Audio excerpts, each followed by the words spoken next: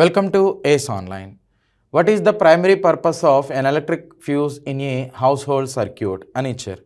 యాక్చువల్గా electric fuse అనేటువంటిది తీసుకున్నట్లయితే మన ఇంట్లోకి వచ్చేటువంటి ఎక్సెస్ కరెంట్ అనేటువంటిది excess amount of flow of current అనేటువంటిది ఏదైతే ఉంటుందో ఫ్లో ఆఫ్ కరెంట్ అనేటువంటిది ఏదైతే ఉంటుందో సో ఇది వచ్చినప్పుడు ఇంట్లో ఉన్నటువంటి ఎలక్ట్రానిక్ ఆబ్జెక్ట్స్ అనేది మోస్ట్లీ బ్లాస్ట్ అనేది అవ్వటానికి ఛాన్సెస్ ఉన్నాయి కాబట్టి పాడవటానికి ఛాన్సెస్ ఉన్నాయి కాబట్టి ఈ ఫ్యూజ్ వైర్ అనేటువంటి దాన్ని యూజ్ చేస్తారు.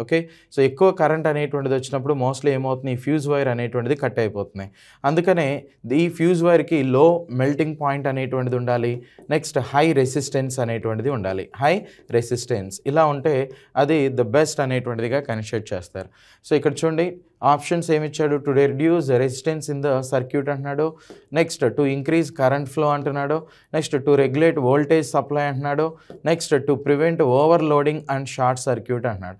ఓవర్లోడింగ్ అనేటువంటిది ఏదైతే ఉందో దీని నుంచి దీన్ని ప్రివెంట్ చేయడానికి జనరల్గా యూజ్ చేస్తాం కాబట్టి ఆప్షన్ 4 అనేటువంటిది రైట్ ఆన్సర్ అనమాట. ఆప్షన్ 4. ఇంతకీ ఐడియల్ ఫ్యూజ్ వైర్ని దేంతో తయారు చేస్తారు, ఆ ఎల్ఐ పేరేంటి తెలిస్తే కింద కామెంట్ చేయండి. Thank you.